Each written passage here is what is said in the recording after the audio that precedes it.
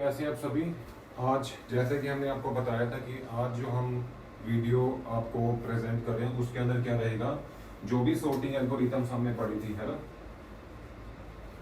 Sorting algorithms जो हमने पढ़ी थी, एलिमेंट्स जो हमें गिवन होते थे, राइट, हम उनको क्या करते थे, एक गिवन ऑर्डर में अरेंज करते थे एज पर क्राइटेरिया, ठीक है।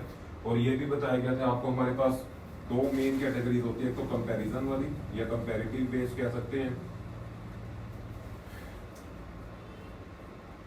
और एक होती है हमारी नॉन कंपैरेटिव, है ना। नॉन कंपैरेटिव और कंपैरेटिव का मतलब क्या था। देखो, नॉन कंपैरेटिव का मतलब क्या था, जैसे कि मैंने बताया था कि हमारे जो RBC मींस रेडिक्स, ठीक है, ये आपका बकेट, ये आपका काउंटिंग, ये तीनों क्या थे, नॉन कंपैरेटिव थे। रेस्ट आपके जैसे कि इंसर्शन सॉर्ट था, selection sort, bubble sort, quick sort, heap sort, ये सारे के सारे क्या थे आपके कंपैरेटिव थे, ठीक है। एक इवन रह गया हमारा, आप लिख सकते हैं इसी के साथ मर्ज सॉर्ट, है ना। तो मर्ज सॉर्ट भी आपका क्या था, बेसिकली कंपैरेटिव था, ठीक है। तो कंपैरेटिव के अंदर मेनली 6 आ गए हमारे, नॉन कंपैरेटिव में 3 आ गए, ठीक है। अब इनकी ना कॉम्प्लेक्सिटी ऑर्डर के बारे में बात करते हैं, राइट। तो यहाँ पे आप लिख सकते हैं जो सॉर्टिंग टेक्निक हम यूज करेंगे, ठीक है, उसके बारे में 3 टाइप के केसेस होते हैं जी, नोट करें। बेस्ट केस होता है, एवरेज केस होता है, एक होता है हमारे पास worst case, right. So note कीजिए, एक होता है, सबसे पहले आप नोट कीजिए, we are having insertion sort, ठीक है, selection sort, bubble sort, then we are having the quick sort, then we are having the heap sort, then we are having the merge sort, ठीक है। ये आपके sorting रहने वाले हैं, ठीक है, जो एल्गोरिथम्स जिनके बारे में हम बेस्ट केस, एवरेज केस और वर्स्ट केस की कॉम्प्लेक्सिटीज के बारे में पढ़ेंगे, ठीक है। और कॉम्प्लेक्सिटी मेनली हम कौन सी कवर करेंगे, टाइम कॉम्प्लेक्सिटी, ठीक है, जो एग्जाम में मोस्टली आपको क्वेश्चंस आते हैं, ठीक है, वो टाइम कॉम्प्लेक्सिटी में से आपको देखने को मिलते हैं, ठीक है। सो आपने नोट क्या क्या करना है वो नोट करिए, ठीक है। अब बेस्ट केस, एवरेज केस और वर्स्ट केस की बात होगी, ठीक है। सो बेस्ट केस में जो इंसर्शन सॉर्ट है उसकी जो कॉम्प्लेक्सिटी रहती है ऑफ एन रहती है, ठीक है। एवरेज और वर्स्ट के केस में इसकी ऑफ एन स्क्वायर रहती है, राइट। प्लीज नोट कीजिए, ठीक है। Next we are having the selection sort, ठीक है। सिलेक्शन सॉर्ट में क्या रहती है, order of n square, average में भी order of n square and worst में भी order of n square, right, ठीक है। सेम आपने बबल सॉर्ट में ऑर्डर ऑफ एन स्क्वायर रहता है हमारा बेस्ट केस में, एवरेज केस में क्या रहता है, order of n square, worst case में भी क्या रहता है, order of n square, right. Note करते जाइए, साथ साथ आपको थोड़ा सा याद भी रखना है, ठीक है, बिकॉज ये डायरेक्ट आपको क्वेश्चन देखने को मिलता है कि बेस्ट केस जो रहता है इंसर्शन सॉर्ट के अंदर वो क्या रहती है वैल्यू, ठीक है। Next we are having the quick sort, ठीक है। अब क्विक सॉर्ट के अंदर बेसिकली क्या रहता है, नोट कीजिए, order of N log N, ठीक है, ठीक है।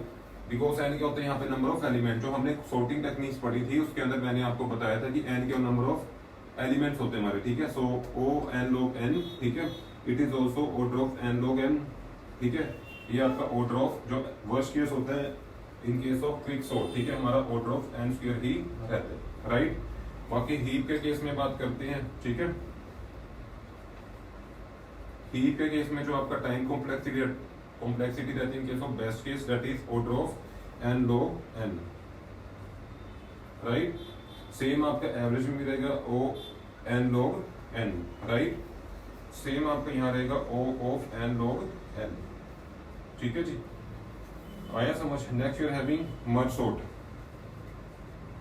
मर्ज सॉर्ट में भी आपका सेम रहेगा जी, O of N log N, average में भी सेम रहेगा मर्ज के केस में, ओ ऑफ एन लॉग एन, ठीक है।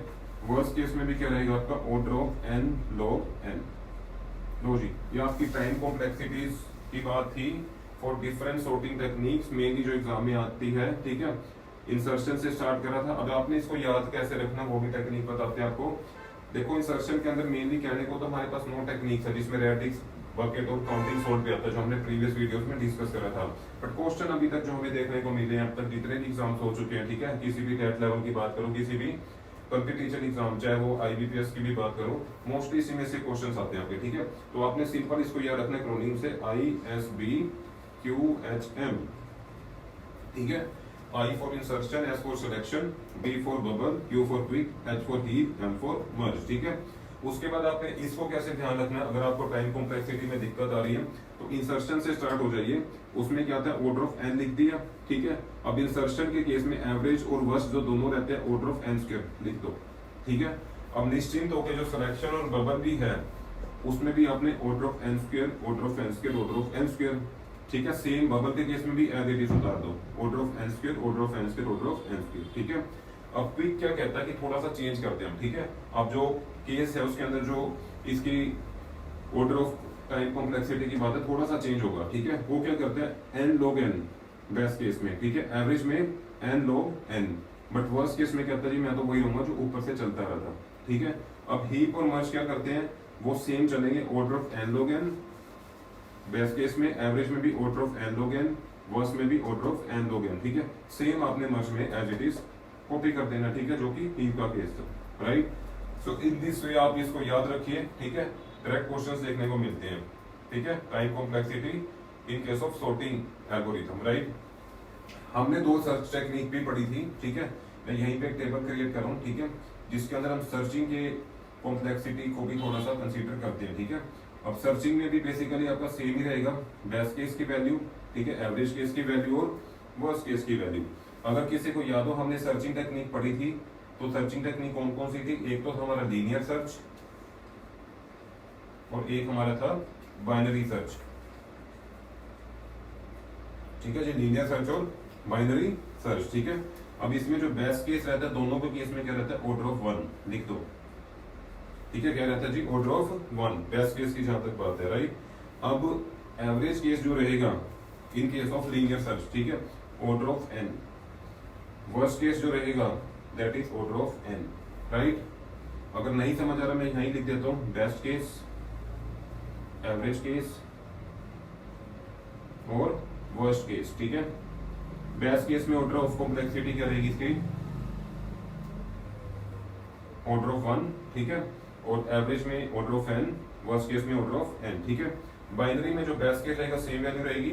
अब एवरेज के केस में क्या रह जाता है, order of log n, O log n भी कहते हैं, वर्स्ट में भी क्या रहेगा, ओ log n, ठीक है। ये आपकी टाइम कॉम्प्लेक्सिटीज की वैल्यू रहेगी आपकी, राइट। सो इसके अंदर तो दो ही है, इसको याद रखने के लिए कुछ इतना टेक्निक नहीं दिमाग में लगानी, ठीक है, इजी है, दो ही टेक्निक्स है, एक तो लीनियर और एक बाइनरी। तो बेस्ट केस में ऑर्डर ऑफ 1 दोनों में रहेगा, एंटिटीज लिख दो, ठीक है। लीनियर में क्या रहेगा, जो इसमें कॉम्प्लेक्सिटी ऑर्डर क्या रहता है, लीनियर को फॉलो करता है, ठीक है, order of n, order of n, ठीक है।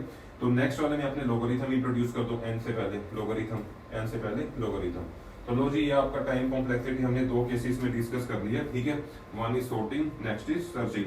होपफुली आपको इजी लगा होगा ये वाला लेक्चर हमारा, और कोई भी डाउट आता है यदि आपको फिर भी, तो आप प्लीज हमारे कमेंट सेक्शन में पुट अप कीजिए अपने डाउट को, हम उसको रिवर्ट करेंगे। और होपफुली अगर आप इसको वीडियो को लाइक करते हैं तो आप इसको शेयर भी कीजिए और सब्सक्राइब भी कीजिए, ठीक है। और सब्सक्राइब कर लिया तो और फ्रेंड्स सर्कल्स जितने भी आपके व्हाट्सएप ग्रुप में होते हैं जो कि प्रिपरेशंस कर रहे हैं हमारे अपकमिंग एग्जाम के लिए, उनको भी आप कहिए सब्सक्राइब कीजिए, ताकि उनको भी latest content time to time मिलता रहे, ठीक है। So best of luck for the future. जो भी आपके अंदर पावर है इस्तेमाल कीजिए, नॉलेज को यूज कीजिए, और जो भी आप कर सकते हैं, ठीक है। इन दिनों आपके लिए थोड़ा सा एफर्ट ज्यादा रहने वाले, जो नवंबर का महीना रहता है और दिसंबर का, बिकॉज एस्टेट के जो एस्पिरेंट्स हैं उनके लिए केवल 2 ही महीने का टाइम बचा, मान के चलिए। नो डाउट लिंक को लेके बहुत सारे सवाल आते हैं कैंडिडेट्स के मन में, बट डेफिनेटली वो जल्दी आपके लिए ओपन करेंगे जो भिवानी बोर्ड के चेयरमैन हैं, ठीक है। बट बिफोर दैट उनको एक अपना जो प्रीवियस एग्जाम हुआ था एस्टेट 2024 का, उसका रिजल्ट भी